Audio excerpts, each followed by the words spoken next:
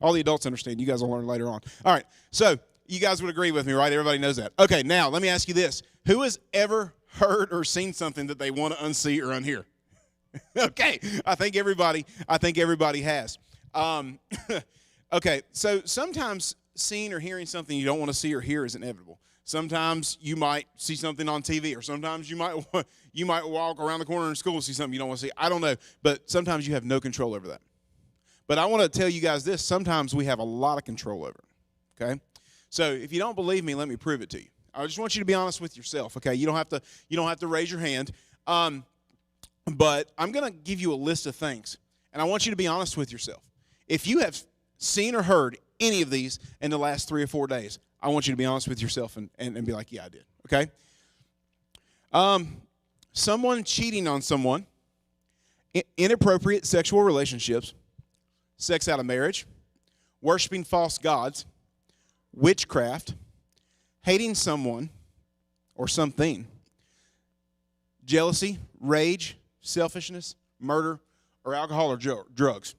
Either on TV, in your own life, something you shouldn't have seen. I can say I've seen that. I see that. We see that every day because society is like that. When you guys go to school, everybody's back in school now probably. You guys hear other people talking about that stuff. Sometimes when we're scrolling on our phone, stuff pops up that we probably don't want to see, right? Can anyone here actually say that they have not seen any of that stuff in the last 7 days? Can anybody honestly say it? Okay.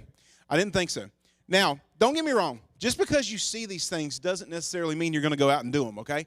I don't want to scare you guys into saying if you see it you're going to do it, because you still have the choice. You have volition. But these things are dangerous because they're appealing to the flesh, okay? There's stuff that you see, and it kind of triggers your curiosity, like, okay, maybe I want to know a little bit more about that. In fact, in the Bible, they call them the works of the flesh. That list I just gave you in the next scriptures that'll come up in Galatians, that's exactly where I took them from. I just renamed them, and that'll come up on the screen in just a second. But you know, when we do stuff, the reason the Bible tells us not to do that stuff is when we see stuff like that, it triggers emotions. It triggers chemicals in your brain. And it's really, really easy to become controlled or a slave to these things. It becomes a master. Jesus said in the Bible, you cannot serve two masters. Carly, if you'll go two slides over for me, if it'll work. In Matthew 6:24, it says this.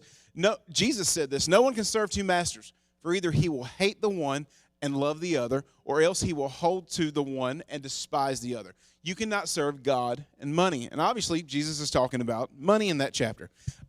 However, I think you can replace that with many other things. This goes right. It also goes with who we hang out with, is it not? Right? We'll talk about that in just a second, or now.